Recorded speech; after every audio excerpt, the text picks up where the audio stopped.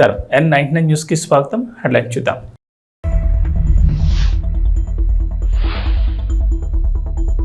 ఢిల్లీకి చంద్రబాబు, కేంద్ర హోంమంత్రి అమిత్ షాతో పాటు పలువురు కేంద్ర మంత్రుల్ని కలిసే అవకాశం.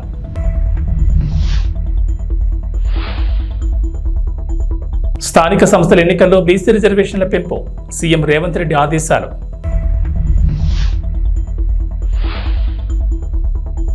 తెలంగాణలోని రహదారుల అభివృద్ధిపై స్పెషల్ ఫోకస్, జిల్లాలో రోడ్ల అభివృద్ధికి సహకరిస్తామన్న మంత్రి కోమటిరెడ్డి.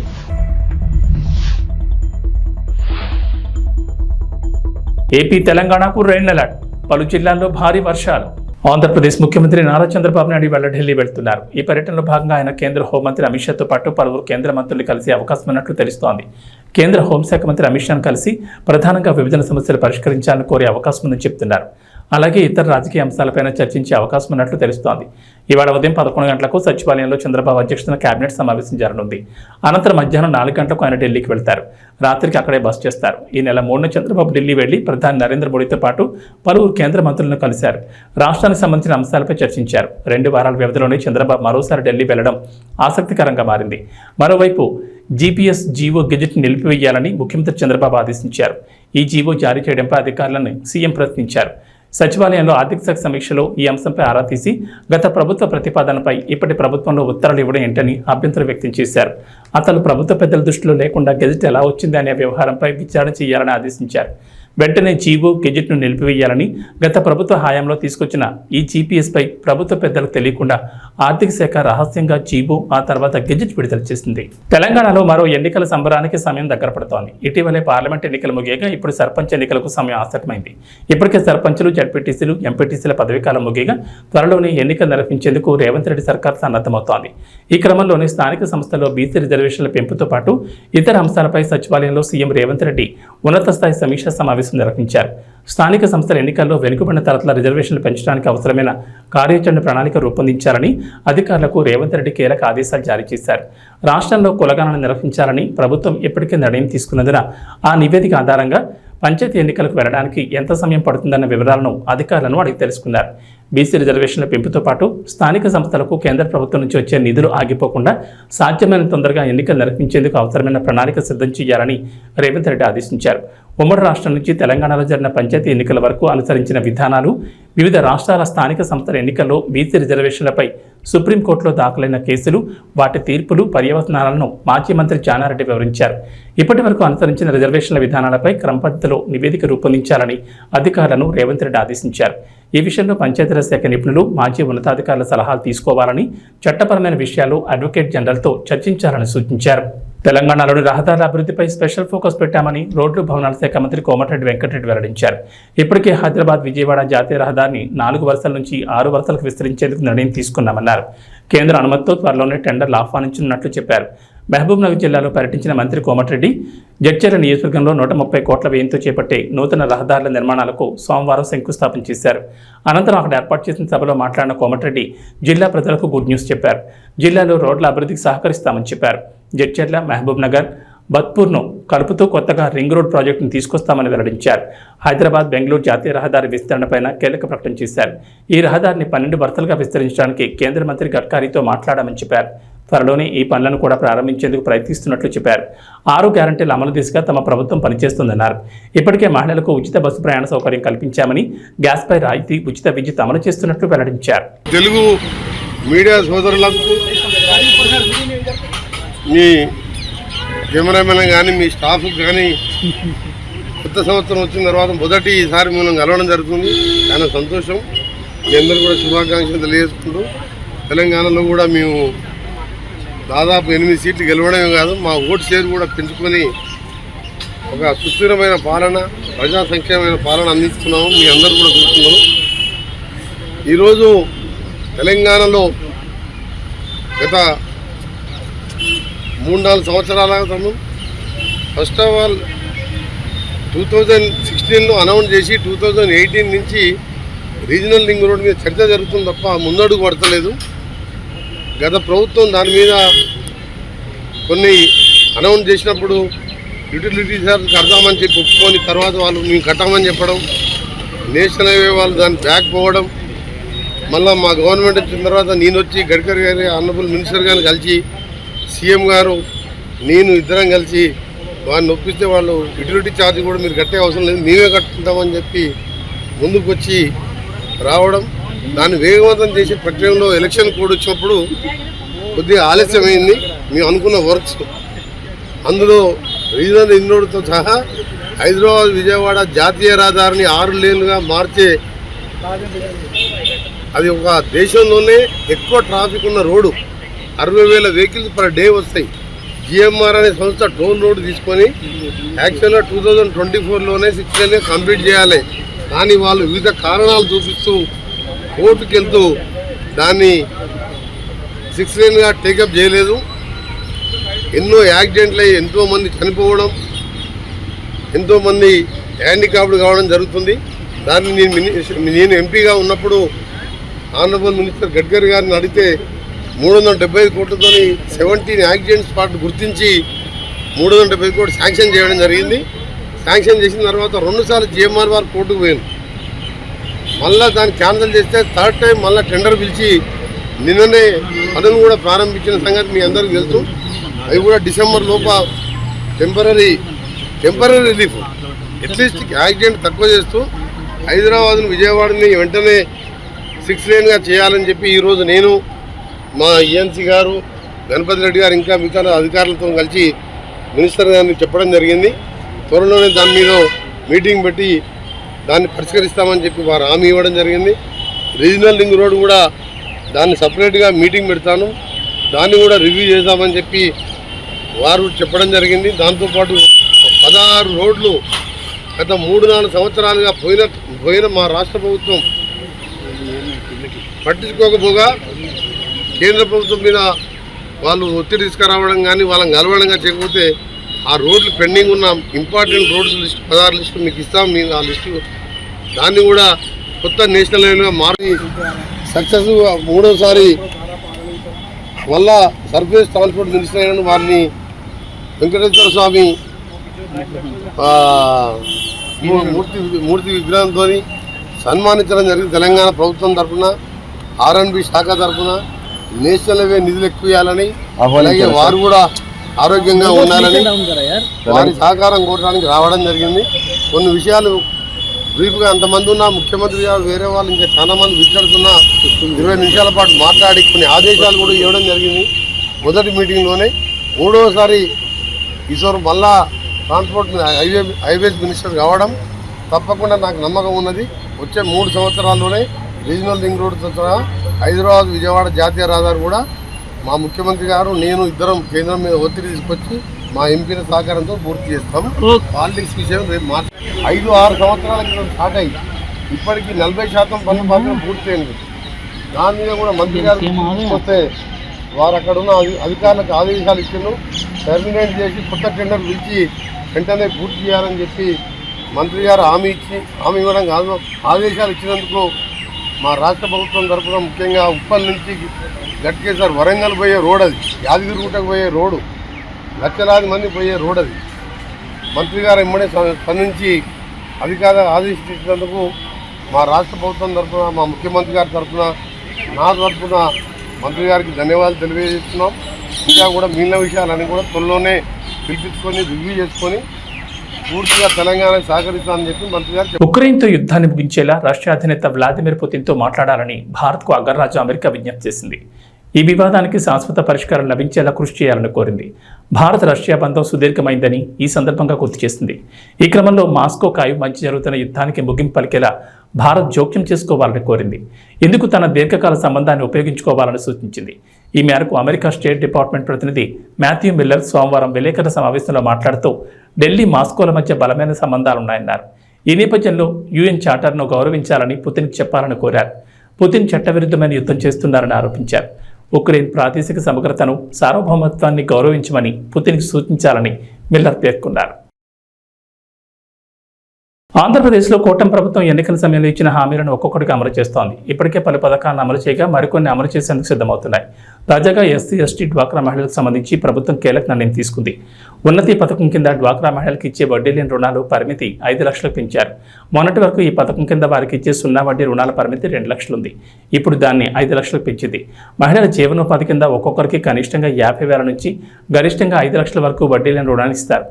డ్వాక్రా మహిళలు ఈ రుణాన్ని వాయిదా రూపంలో తిరిగి చెల్లిస్తారు. 2024-25 ఏడాదికి సంబంధించి 250 కోట్లు రుణంగా ఇవ్వాలని అధికారులు టార్గెట్గా పెట్టుకున్నారు. ఇప్పటికే ఈ ఫైల్పై ఎంఎస్ఎంఈ, సెర్ప్, ఎన్ఆర్ఐ వ్యవహారాల శాఖ మంత్రి కొండపల్లి శ్రీనివాస్ సంతకం చేశారు. ఈ ఉన్నతి పథకం కింద రుణ మంజూరుకు ప్రణాళికను అమలు చేస్తున్నారు అధికారులు. డ్వాక్రా సంఘాల్లో సభ్యులుగా ఉన్న ఎస్సీ, ఎస్టీ మహిళలు ఈ రుణం కోసం దరఖాస్తు చేసుకున్న నెలలో యూనిట్ ఏర్పాటు చేయాల్సి ఉంటుంది. రాష్ట్రంలో గ్రామ సంఘం స్థాయి నుంచి అన్ని దశల్లోనూ పర్యవేక్షణ ఉంటుంది. అలాగే లబ్ధిదారులు ఎంపిక చేసుకున్న జీవనోపాధికి అనుగుణంగా రుణం మంజూరు చేస్తారు. ఏ జీవనోపాధి ఏర్పాటు చేసుకోవాలనేది డ్వాక్రా మహిళల ఇష్టం. తెలంగాణ మాజీ ముఖ్యమంత్రి బీఆర్ఎస్ అధినేత కేసీఆర్ దాఖలు చేసిన పిటిషన్పై ఈరోజు సుప్రీంకోర్టులో విచారణ జరగనుంది. ఛత్తీస్గఢ్తో విద్యుత్ ఒప్పందాలు, యాదాద్రి, భద్రాద్రి విద్యుత్ ప్లాంట్ల నిర్మాణాల్లో అక్రమాలపై విచారణ కోసం తెలంగాణ ప్రభుత్వం జస్టిస్ నరసింహారెడ్డి కమిషన్ నియమించింది. విచారణకు హాజరు కావాలని ఈ కమిషన్ కేసీఆర్కు సమన్ ఇచ్చింది. జస్టిస్ నరసింహారెడ్డి కమిషన్ ఇచ్చిన సమన్లపై కేసీఆర్ సుప్రీంకోర్టులో పిటిషన్ దాఖలు చేశారు. కమిషన్ తనకిచ్చిన సమన్లపై ఈ నెల 1వ తేదీన హైకోర్టు ఇచ్చిన తీర్పును కేసీఆర్ అత్యున్నత న్యాయస్థానంలో సవాల్ చేశారు. ఈ పిటిషన్ను విచారణకు స్వీకరించిన న్యాయస్థానం ఈ రోజు విచారణ జరుపుతానని తెలిపింది. నిన్న సీనియర్ న్యాయవాది అందుబాటులో లేకపోవడంతో మొదట కేసీఆర్ తరపు న్యాయవాది మోహిత్ రావు పాస్ ఓవర్ కోరారు. ఆ తర్వాత కోర్టు పనివేళలు ముగిసిన సమయానికి కేసు విచారణకు రావడంతో రేపు విచారిస్తామని సీజీఐ జస్టిస్ చంద్రచూడ్ తెలిపారు. కర్నూలు జిల్లా ఎస్పీగా గరికపాటి బిందు మాధవ్ బాధ్యతలు స్వీకరించారు. మొదటగా ఏఆర్ సిబ్బందితో గౌరవ వందనం స్వీకరించారు. బాధ్యతలు స్వీకరించిన బిందు మాధవ్ కుటుంబ సమేతంగా పురోహితుల ఆశీస్సులు అందజేశారు. ఈ సందర్భంగా జిల్లా ఎస్పీ మాట్లాడుతూ కర్నూలు జిల్లా ఎస్పీగా రావడం తనకు చాలా సంతోషంగా ఉందని, ఈ అవకాశం కల్పించిన రాష్ట్ర ముఖ్యమంత్రికి, రాష్ట్ర డీజీపీకి ప్రత్యేక ధన్యవాదాలు తెలియజేస్తున్నామన్నారు. జిల్లాలో శాంతి భద్రతల పర్యవేక్షణ లక్ష్యంగా పటిష్ట చర్యలు చేపడతామన్నారు. ప్రజలకు సేవలు అందించేందుకు ఎల్లప్పుడూ అందుబాటులో ఉంటామన్నారు. మహిళల భద్రతకు, మహిళలపై జరిగే నేరాలపై ప్రత్యేక చర్యలు తీసుకుంటామన్నారు. 100 రోజుల కార్యాచరణ ప్రణాళికలో గంజాయి నిర్మూలనకు చర్యలు తీసుకుంటున్నామన్నారు. సైబర్ నేరాలు మరియు దొంగతనాలపై ప్రత్యేక దృష్టి సారిస్తామన్నారు. ఫ్యాక్షన్ ప్రభావిత గ్రామాల్లో ప్రత్యేక నిఘా ఉంచుతామన్నారు.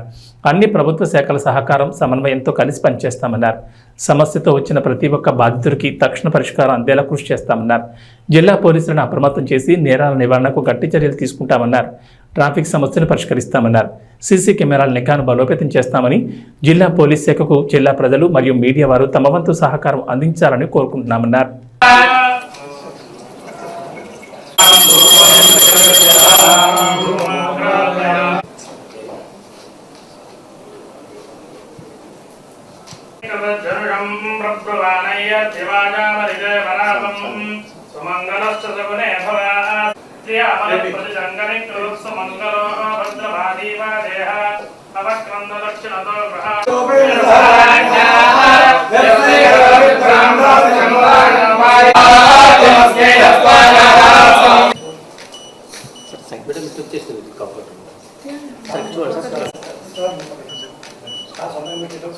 ఓకే సార్, ఓకే సార్, కొద్దిగా పై పెట్టండి. Okay sir.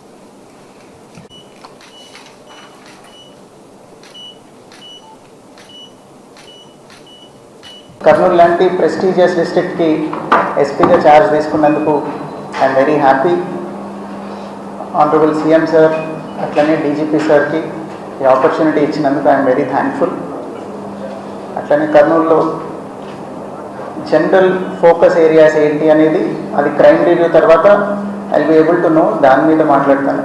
But generally my aim would be to control crime against women, అట్లనే marginalize sections of the society, అట్లనే మైనారిటీస్, వీళ్ళందరి మీద క్రైమ్ని కంట్రోల్ చేయడం విల్ బి మై ప్రయారిటీ. దీంతోపాటు ఆఫ్ లైట్ సైబర్ క్రైమ్ చాలా ఎక్కువ అవుతుంది. ఈ ఓటీపీ ఫ్రాడ్లు, ఈ లోన్ యాప్స్, ఇట్లాంటి క్రైమ్ కూడా చాలా ఎక్కువ అవుతుంది. సో ఇట్లాంటి వాటి మీద కూడా దృష్టి సారిద్దాం అనుకుంటున్నాం. దాంతోపాటుగా మన స్టేట్లో 100 days action against ganja action plan మీద నడుస్తున్నారు కాబట్టి ఆ గైడ్లైన్స్ కూడా ఫాలో అయ్యి ఆ విధమైన చర్యలు కూడా తీసుకుంటాము. అట్లనే ఇక్కడెక్కడైనా రెమినెంట్స్ ఆఫ్ ఫ్యాక్షనిజం ఉన్నా కానీ దాన్ని కూడా కంట్రోల్ చేసేలాగా యాక్షన్ తీసుకుంటాము. దీంతో పాటుగా అన్ని శాఖల్ని కలుపుకుంటూ పోయి రెవెన్యూ అయితేనేమి, ఫారెస్ట్ కానీ, అన్ని శాఖల్ని కలుపుకుంటూ పోయి సమన్వయంతో చక్కగా ముందుకెళ్ళాలనుకుంటున్నాము. దీనిలో మీ సహకారం కూడా చాలా అవసరం మాకు. అన్ని చోట్ల పోలీసు వెళ్ళలేని చోటకు కూడా మీరు వెళ్తున్నారు. ఈ మధ్యన మీకు ఇన్ఫర్మేషన్ కొన్నిసార్లు చాలా తొందరగా వస్తుంది. సో మీరందరూ సహకరిస్తే మా వర్క్ ఇంకా ఎఫెక్టివ్ అవుతుంది. So we seek your cooperation also. అట్లనే పబ్లిక్కి నేను చెప్పదలుచుకున్నది, వీఆర్ ఆల్వేస్ యాక్సెసిబుల్ 24/7. ఏదైతే హాస్పిటల్కి పోలీస్ స్టేషన్కి ఇమేజ్ ఉందో, ఏ రోజున మూతపడదు, ఏ నిమిషంలోనూ తలుపులు వేసేయరు అని మేము అదే యాటిట్యూడ్తో పనిచేద్దాం అనుకుంటున్నాము. So we are always there. You can always approach us. We will immediately redress whatever grievance you have. Thank you. ఉమ్మడి కూటమి అధికారంలోకి రావాలనే ఆశయంతో ప్రకాశం జిల్లా పెద్ద దోర్నాల దిగువ శ్రీశైలం నుంచి తిరుమల దేవస్థానం వరకు పాదయాత్ర చేస్తున్నామని జనసేన పార్టీ నాయకులు దాసరి వెంకటేష్ యాదవ్, పి రమేష్ యాదవ్ అన్నారు. పాదయాత్ర చేస్తున్న ఈ నేపథ్యంలో కడప జిల్లా పోరుమామిళ్ల వరకు చేరుకున్నారు.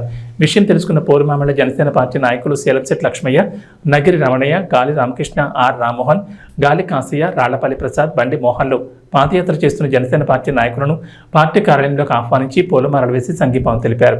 ఈ సందర్భంగా పోరుమామిళ్ల మండలానికి చెందిన సేలంశెట్టి లక్ష్మి మాట్లాడుతూ ఉమ్మడి కూటమి ప్రభుత్వం అధికారంలోకి రావాలని ప్రకాశం జిల్లా దోర్నాల నుంచి తిరుమల దేవస్థానం వరకు చేస్తున్న పాదయాత్రకు సంఘీభావం తెలుపుతున్నామని జనసేన పార్టీ తరఫున అభినందనలు తెలిపారు. ప్రకాశం జిల్లా దోర్నాల జనసేన పార్టీ నాయకులు దాసరి వెంకటేష్ మాట్లాడుతూ కూటమి ప్రభుత్వం అధికారంలోకి రావాలనే ఆశయంతో ప్రకాశం జిల్లా దిగువ శ్రీశైలం నుంచి తిరుమల దేవస్థానం వరకు పాదయాత్ర చేపట్టి దర్శనం చేసుకుని రావాలనే సంకల్పంతో ఈ పాదయాత్ర చేపడుతున్నామని వారు అన్నారు. అందరికీ నమస్కారం. సోదరా, మీరు ప్రకాశం జిల్లా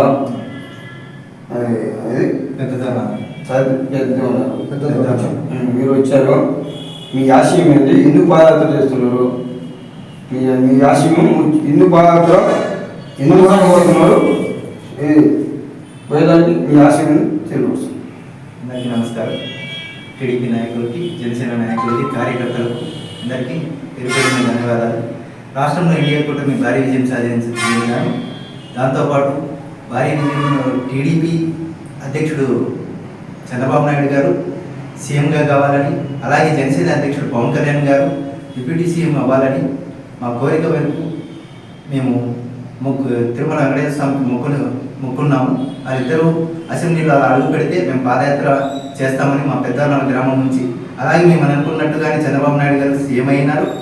అలాగే పవన్ కళ్యాణ్, జనసేన అధ్యక్షుడు పవన్ కళ్యాణ్ గారు డిప్యూటీ సీఎం అయినందుకు గాను మా పెద్దనాల గ్రామం నుంచి తిరుమలకి పాదయాత్రగా బయలుదేరి ప్రస్తుతం పోరుమామల గ్రామానికి చేరుకున్నాం. పోరుమామల గ్రామంలో జనసేన నాయకులు, కార్యకర్తలు మమ్మల్ని స్వాగతించి వాళ్ళు సత్కరించి అందుకు జనసేన నాయకులకి ధన్యవాదాలు.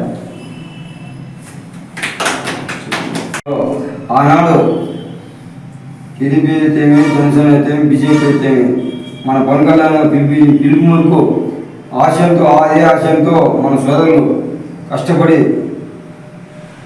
పనిచేసేందుకు వాళ్ళ ఫలితం దక్కినందువల్ల ఈ రేపు పాదయాత్ర మొదలుపెట్టిండ్రు.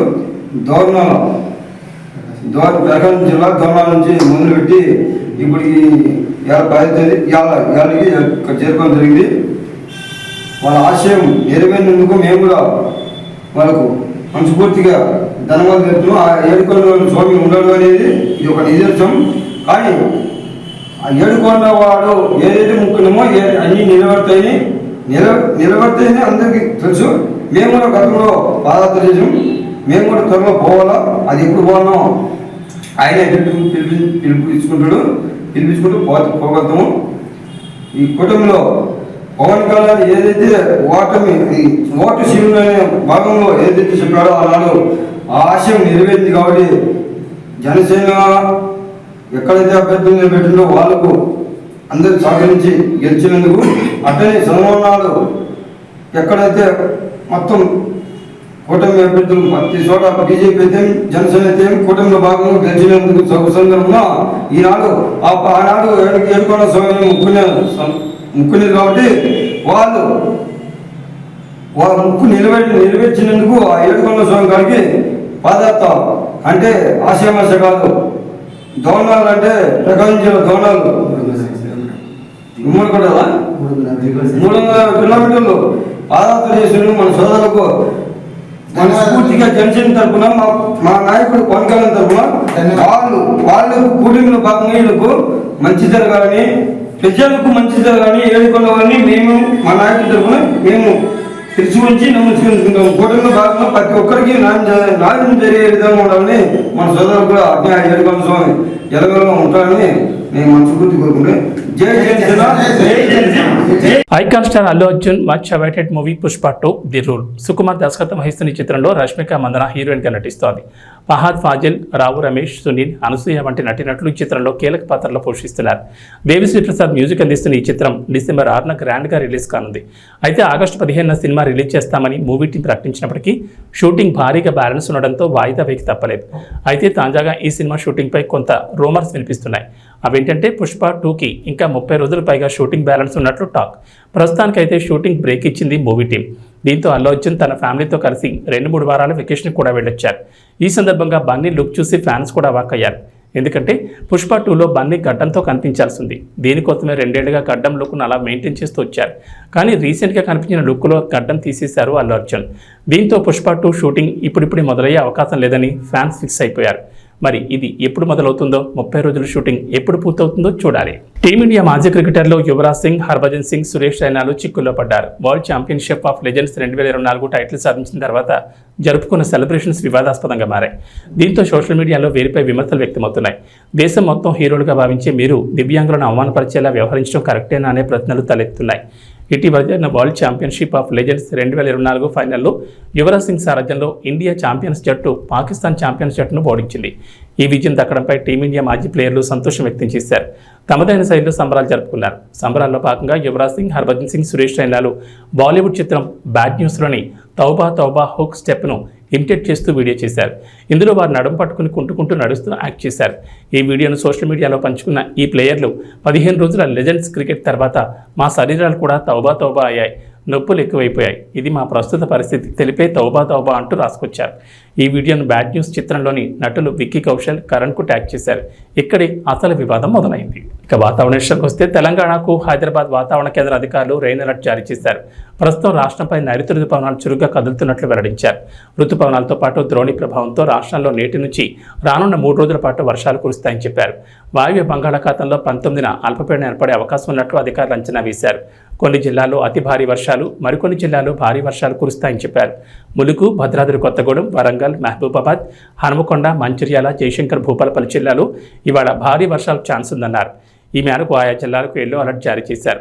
ఆంధ్రప్రదేశ్లో వర్షాలు కొనసాగుతున్నాయి. బంగాళాఖాతంలో అల్పపీడనం ప్రభావంతో రాష్ట్ర వ్యాప్తంగా ఎడతెరిపి లేకుండా వర్షాలు పడుతున్నాయి. గత 2 రోజులుగా ముసురు వాతావరణం కనిపిస్తోంది.